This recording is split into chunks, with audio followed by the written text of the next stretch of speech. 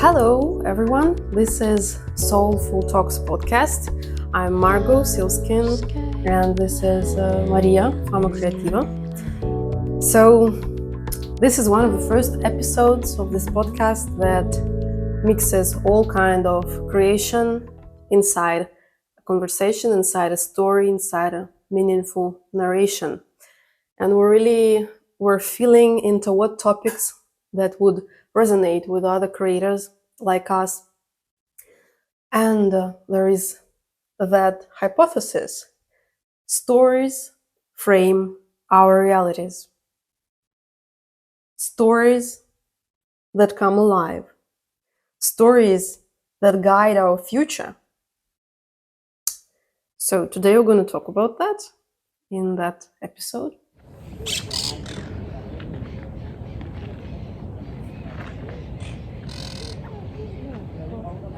Hello, everyone. Hello, Margo. Yeah, Mariya, let us know what do you do? What's your main thing?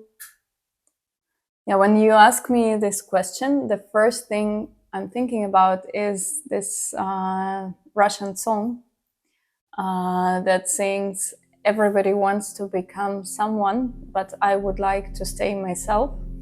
And actually, that's what I do. I work with personal brands and I let people tell their stories. But I also tell my own story and I explore my own story in a metaphorical, figurative way. So, and that's what we're gonna talk today about, right? Yeah. So stories is such a wide topic. Just like on the surface, it's hard to really connect, like, okay, stories, what stories? But if you come to look at it just as wide as it is, everything is a story.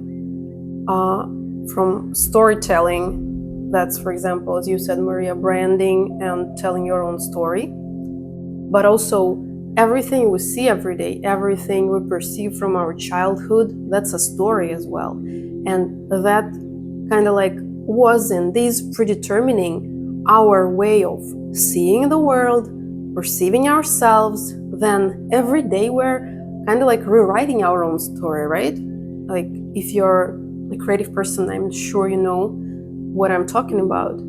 That's about creating your own life, creating your own story. But with Mariya, we resonated so much on the topic. So I was on a.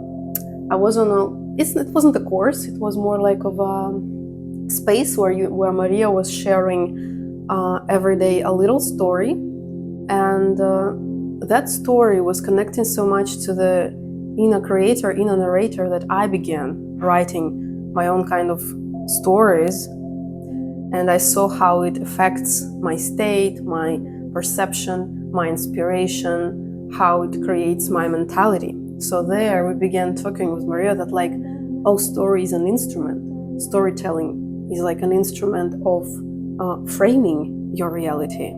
Then we saw how in society it's working. Everything is a story. From religion to politics, to movies, to art. And it's good to choose the story you take in. So that's the thing we want to dive and dig deeper into today. Actually, one of the strongest points that I've ever heard was from Jean Tinguely, who is an artist, and he was saying like, every now and then I rewrite my story. And actually, every movie that we see, every book that we read, it kind of structures our reality in a specific way. Yeah. And the big question is here, what is my starting point?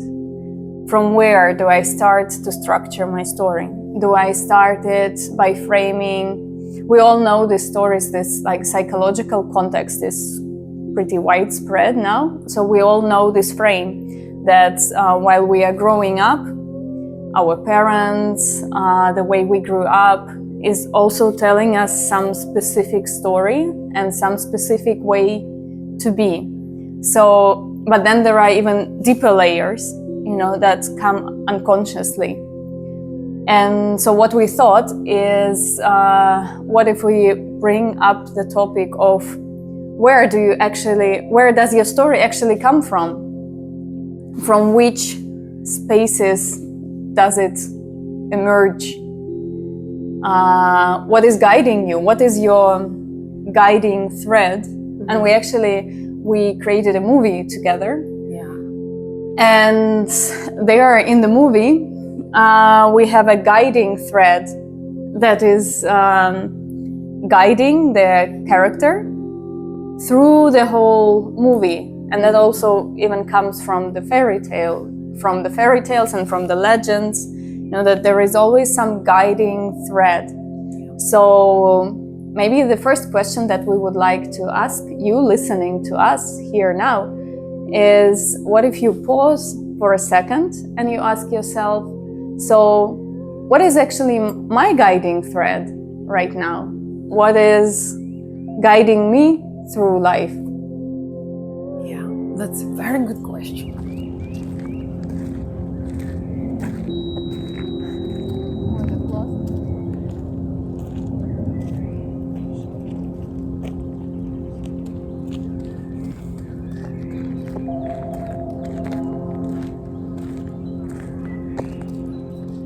So, of course, we wanted to think of examples from our own lives to inspire, to share with you, to see how it works for us. So I asked Mariya, what would be the story, what would be your story that was born in a certain way and formed your reality? Where did it come from for you? How did you connect to the instrument of own story, own fairy tale, own narration that frames your reality? Yeah, and unwraps. I would even say unwraps like frames, but also unwraps the reality step by step. Mm-hmm. So the first story that I really like, I think I've been writing them for a while until I became conscious that that is actually something that is really happening. But you were not writing them on purpose, right? They were just coming to you. The first story, so it was 2020 when the stories started to come from really deep meditations. Mm-hmm. So all the inner work that I've been doing, it was later turning into a story. And once there was a very special story that came to me. And so first I wrote a lot of, well, not a lot, but like several stories that were really meaningful to me at that time, like the seeds that were to unwrap. Mm-hmm. And then one of them came kind of up. So the one that started to blossom, and it was the story about a mermaid. And that was the story that was coming from my relationships, actually. Mm. So that was a story of a mermaid and a fisherman, and somehow I started to dive into this world, like every time deeper and deeper. Mm. And people also started to connect to me on this topic from different sides. Mm-hmm. And I started, sometimes one day I would dive deep into the sea, and I would see the story under the sea. Okay. The other day I would start, dive deep into the swamps, and then I would start the story from the swamp. And then... Did you dove deep into the swamps, like in real life? What? No. No, that was something that was...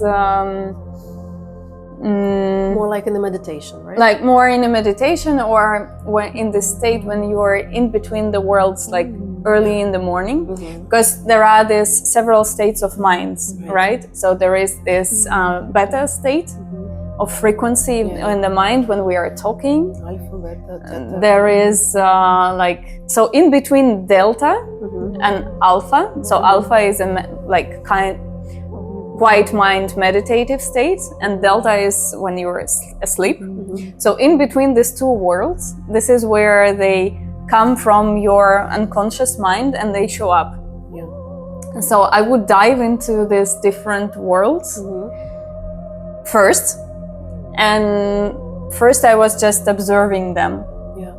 And then at some point I started to write them down. And then I discovered at some point that all the stories that I'm writing down, they actually manifest themselves somehow into reality. They start happening in reality. Yeah. They start happening, I start to see things like... They kind of frame your reality. Yeah, they frame my reality. Like, for example, I would travel to another country, I would travel to the Netherlands, and then I would discover the scene made out of sculptures that was kind of from my fairy tale. And I would be, what is happening? How is that?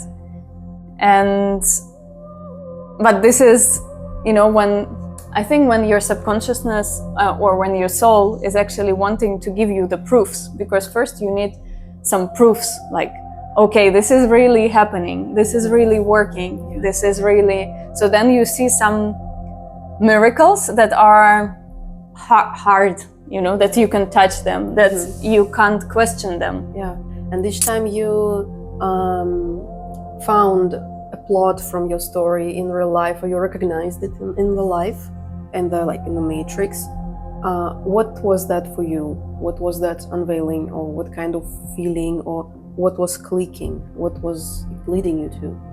Well, for me, what is the interesting part is the development of the story. So it's not just that I see it stable, but for me, what was interesting was the dynamics. So it was a very difficult moment in my relationships. So very, very dramatic, I would say. So for me, like this inner story that was unwrapping was like, okay, I could see that, okay, this story is going somewhere. Right. So I would see one frame and then another frame from the story and then another frame. And then I would see, okay, they are progressing, you know, the characters, they are progressing through the story.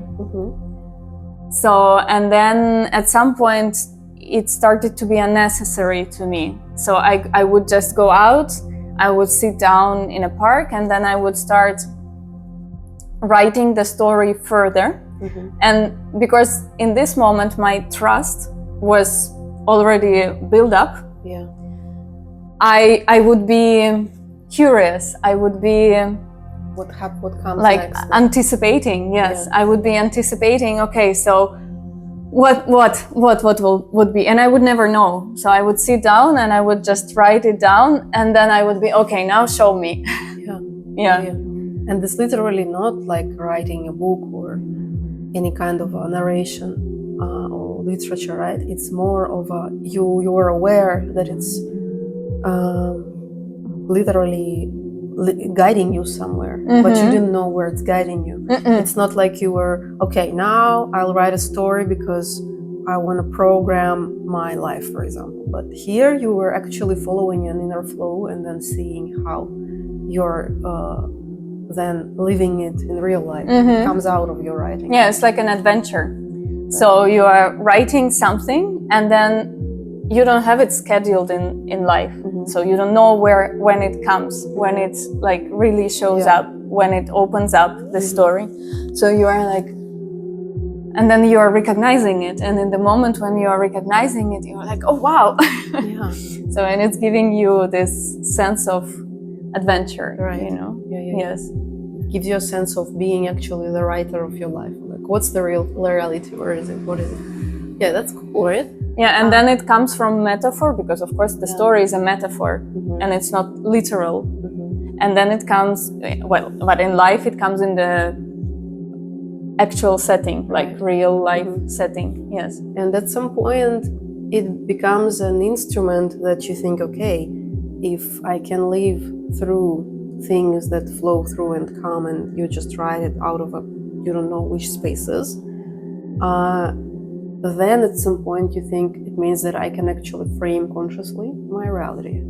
That each time I create something, or I put an intention and I create, and of course it's not from the mind, right? You want to create from your channel, from your flow, from like giving in It's like a state of a trance, state of creativity, magic, right?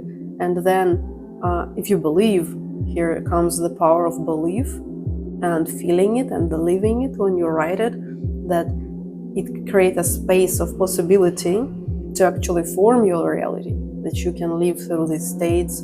You can, let's say, sometimes it may be metaphorical. It's not like it's going to be happening exactly what you wrote, but the writing is like a metaphor for living, for an experience you want to have or you choose to have, and you, through art, you activate it and it transcends into life, right? That's what I feel. Yeah, that's where the last space, when the story of the mermaid finished, it was a very powerful moment for me, because it was like my first ever story. It's like it finished, and then several months I couldn't write anything, but I knew it was my instrument. So I was kind of waiting, okay, so when will the new story begin? Right. When will the new story begin? And then I was on a travel, on an adventure, and I was in the bus, and it's not some specific space. Like I started to write down the start of the new story. Yeah. And then I thought, what if I can actually be very, very conscious about it? So not like wait for the story to come, but actually say, okay, this is like 21 day in which I'm gonna write a story like every day. And here the question of source actually is very important. Where does your story come from? So how do I connect to my story? Here I feel like saying about very different kinds of creation, that it can be a process of alchemy. When you are living through an experience in your life, you are almost possessed by a certain feeling or state. That can be any kind of feeling, but that drives you to at some point birth something, a story or a music piece or a picture. And that creates a transformation and can create a certain progression of events, right? Like really frames your reality. And then there is this other type of creation when you are not driven by any kind of strong state or trance or whatever it is, but you're more in a conscious position with an intention, consciously opening a certain door within you to find out that kind of material, creative material, that you don't necessarily need to be in a state and wait for that state, but you open that door to find that magic, that sparkle, that inspiration, and from it starting writing, actually thinking of how you want to frame your reality, what things in your reality you want, what things you want maybe to change, or what is that inner dream world you have, and starting with like taking from there and putting into the story. Is that was actually my pivot point. How do you say that? Like turning point, let's call it, like my turning point in the story of the mermaid, because I was writing it in my notebook first, and then but when I started publishing it, I noticed that there are patterns and there is a situation that I go through in a certain way all the time. So, and I tried like this side, this side, this side. So from all the different sides, I tried to turn the situation around, but still the situation is the same. The pattern is the same, but I'm just like exploring different sides of the pattern, but I always agree. What was the pattern, sorry? The pattern was to keeping to a certain, how do you say it?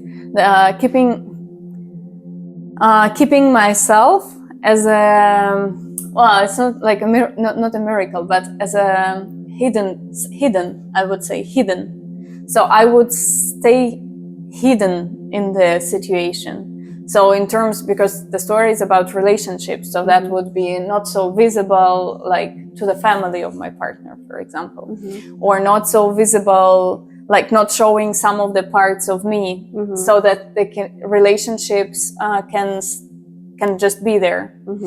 And at some point I was looking at it and I thought this can't go on anymore, because I mean, every time we go one more circle, but we come to the same point, and it's always the same point, always the same point. And then I was just questioning, okay, so what? And that's a great instrument of also awareness, self-awareness, without like helping to observe yourself, right? Like yes. So, and then I just saw it, like, and then it came like, she said no. So, and that indeed finished my relationships.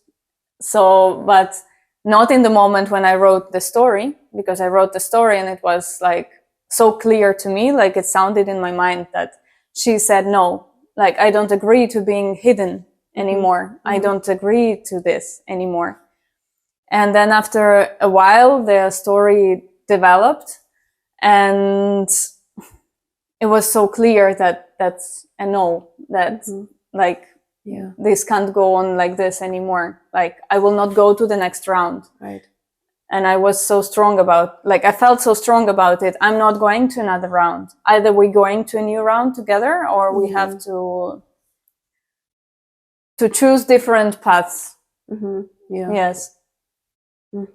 So, and it was interesting to see, like, okay, on this date, like in a month, it happened in a month. So this day I wrote this part of the story, and then in a month it actually like changed my reality dramatically. Like, this makes me think that stories, when you start writing, which might feel difficult to people, but it really is not. It's a mere. It's simple. You don't have to be like a writer to write stories. But what it does, it helps really to start being more aware of your own feelings, wishes, subconsciousness. And I noticed when I'm writing stories, I remember my dreams more. I'm more self-aware, and it makes you, it helps you stand in a position of a creator of your life, because you, by writing, you kind of also dissociate from just living this. You start thinking, how do I actually want? What do I actually want?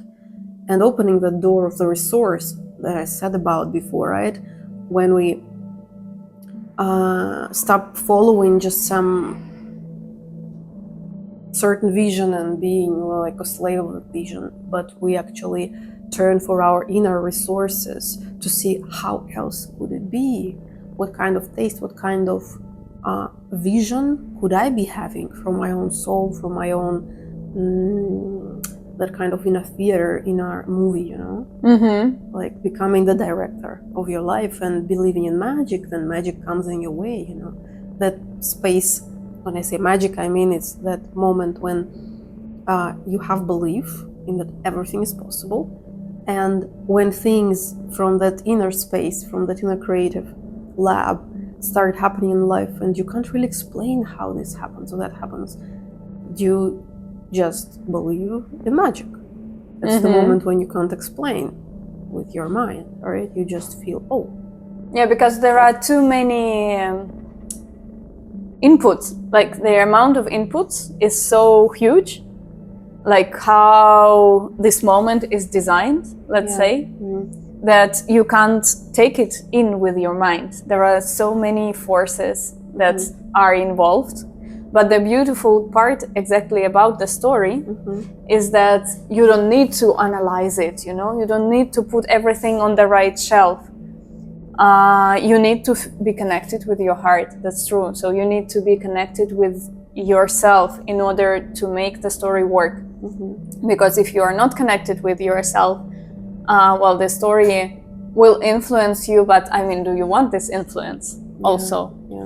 So, and then also, if you are not connected with it feeling-wise, do you want this story actually? Right, exactly. Like, it would either not work or you would not like it, you know, living through it.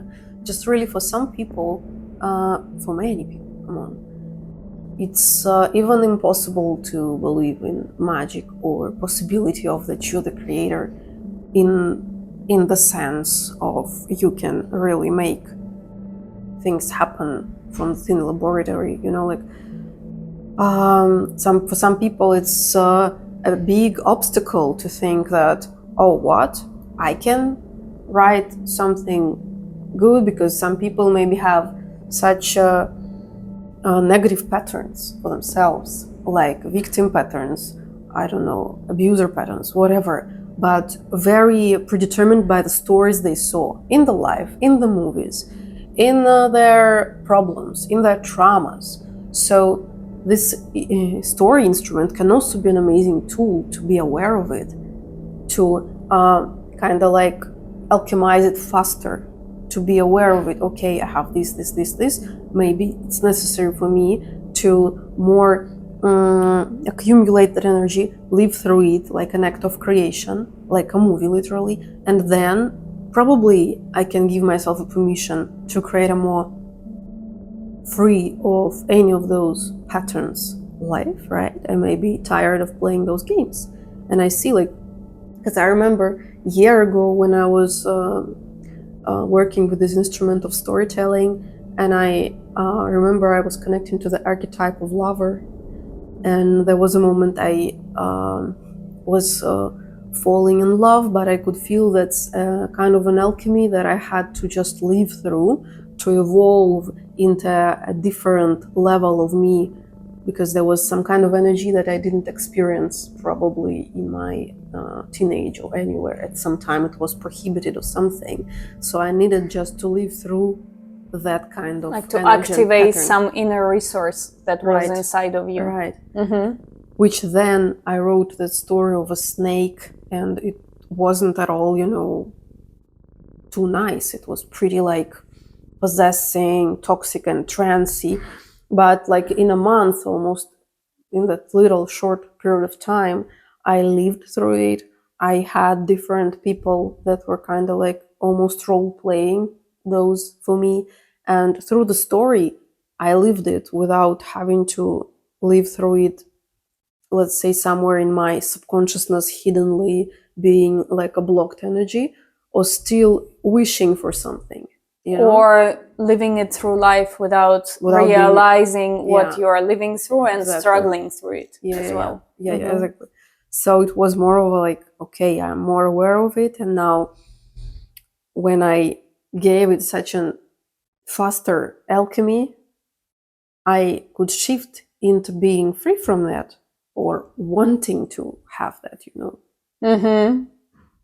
Now we're coming back to this idea of the source. So what is the the source of the story? Yeah. And sometimes the source of the story, and you were telling about the dreams, is so deep that you actually, so that's another kind of story. Sometimes you take something on the surface of your subconscious, and you just like channel it out, like you let it leave, like you let it go. Right.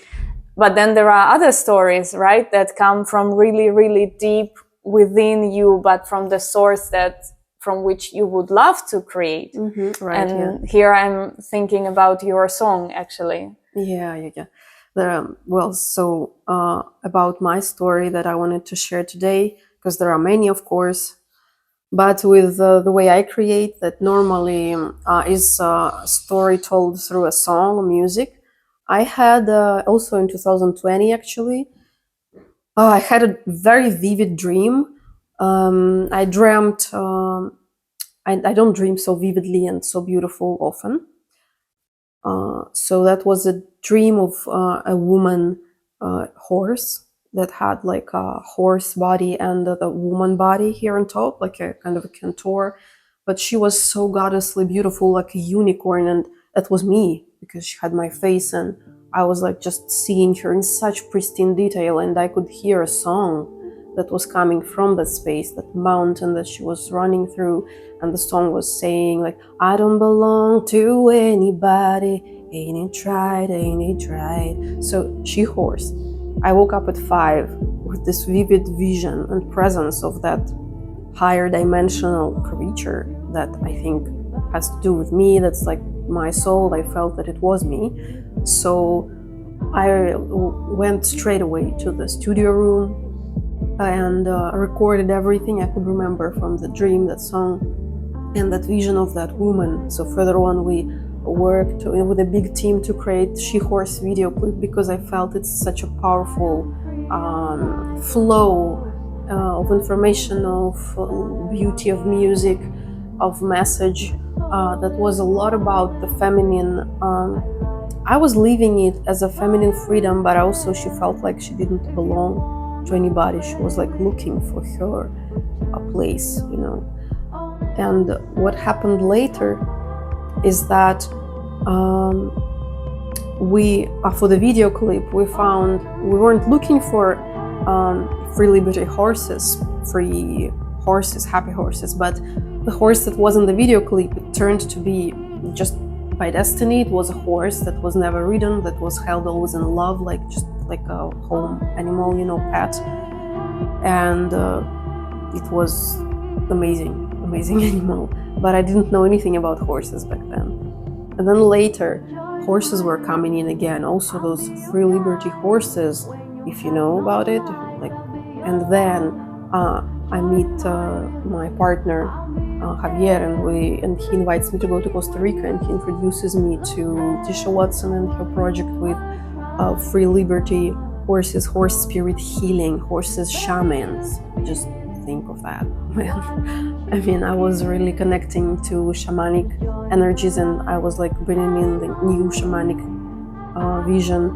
So with my music, so there are so many connections that I finally come in touch with a whole herd of free liberty, healed, free horses that are treated in a completely new, special way. They are free living on a huge ranch and always free to leave if they want.